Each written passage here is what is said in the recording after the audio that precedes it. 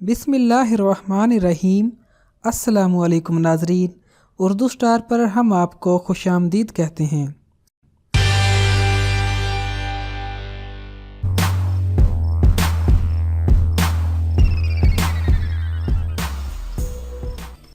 मुल्ला अहमद जीवन हिंदुस्तान के मुगल बादशाह औरंगजेब आलमगीर के उस्ताद थे। औरंगजेब अपने उस्ताद का बहुत एहतराम करते थे और उस्ताद भी अपने शागिर्द पर फख्र करते थे। जब औरंगजेब हिंदुस्तान के बादशाह बने तो उन्होंने अपने गुलाम के जरिए उस्ताद को पैगाम भेजा कि वो किसी दिन दिल्ली तशरीफ लाएं और खिदमत का मौका दें। इत्तेफाक से वो रमज़ान का महीना था और मदरसा के तालिब इल्मों को भी छुट्टियां थी। चनाचा मुल्ला अहमद जीवन ने दिल्ली का रुख किया। उस्ताद और शागिर्द की मुलाकात असर की नमाज के बाद दिल्ली की जामे मस्जिद में हुई। उस्ताद को अपने साथ लेकर औरंगजेब शाही किले की तरफ चल पड़े।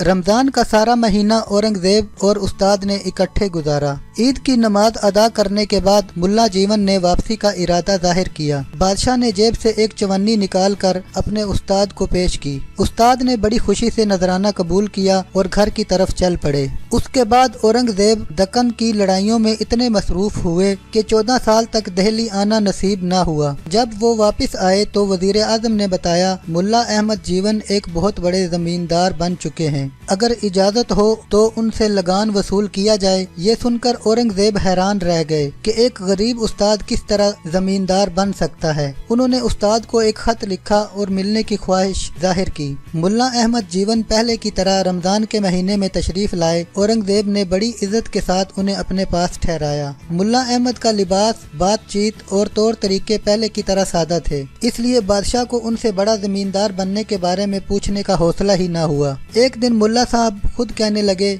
आपने जो चवन्नी दी थी वो बड़ी बाबरकत निकली। मैंने उससे बनोला खरीद कर कपास काश्त की। खुदा ने उसमें इतनी बरकत दी कि चंद सालों में सैकड़ों से लाखों हो गए। औरंगजेब ये सुनकर खुश हुए और मुस्कुराने लगे और फरमाया, अगर इजाजत हो तो चवन्नी की कहानी सुनाऊं? मुल्ला साहिब ने कहा, जरूर सुनाएं। औरंगजेब ने अपने खादम को हुक्म दिया कि चांदनी चौक के सेठ उत्तम चंद को फलां तारीख के खाते के साथ पेश करो। सेठ उत्तम चंद एक मामूली बनिया था। उसे औरंगजेब के सामने पेश किया गया तो वो डर के मारे कांप रहा था। औरंगजेब ने नरमी से कहा, आगे आ जाओ और बगैर किसी घबराहट के खाता खोलकर खर्च की तफसील बयान करो। सेठ उत्तम चंद ने अपना खाता खोला और तारीख और खर्च की तफसील सुनाने लगा। मुल्ला अहमद जीवन और औरंगजेब खामोशी से सुनते रहे। एक जगह आके सेठ रुक गया। यहाँ खर्च के तौर पर एक चवन्नी दर्ज थी, लेकिन उसके सामने लेने वाले का नाम नहीं था। औरंगजेब ने नरमी से पूछा, हाँ बताओ, ये चवन्नी कहाँ गई?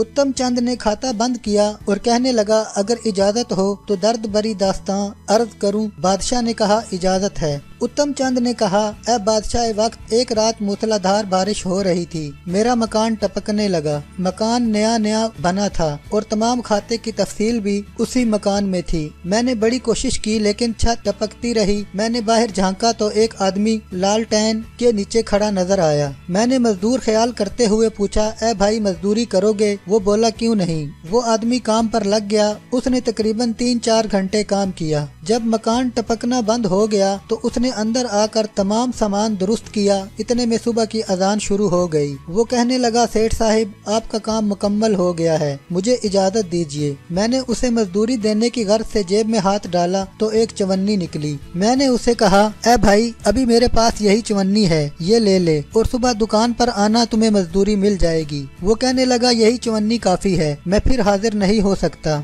मैंने और मेरी बीवी ने उसकी बहुत मिन्नतें की, लेकिन वो ना माना और कहने लगा, देते हो तो ये चवन्नी दे दो वरना रहने दो। मैंने मजबूर होकर चवन्नी दे दी और वो लेकर चला गया। उसके बाद से आज तक वो ना मिल सका। आज इस बात को 15 बरस बीत चुके हैं। मेरे दिल ने मुझे बहुत मलामत की। उसे रुपया ना सही अठन्नी दे देता। इसके बाद उत्तम चंद ने बादशाह से इजाजत चाही और चला गया। बादशाह ने मुल्ला साहिब से कहा, ये वही चवन्नी है, क्योंकि मैं उस रात भेस बदल कर गया था ताकि रियाया का हाल मालूम कर सकूं। सो वहाँ मैंने मजदूर के तौर पर काम किया। मुल्ला साहिब खुश होकर कहने लगे, मुझे पहले ही मालूम था कि ये चवन्नी मेरे होनहार शागिर्द ने अपनी मेहनत से कमाई होगी। औरंगजेब ने कहा, हाँ वाकई मैं खुश हूँ कि मेरी वजह से किसी जरूरतमंद की जरूरत पूरी हुई और ये सब आपकी दुआओं का ही नतीजा है।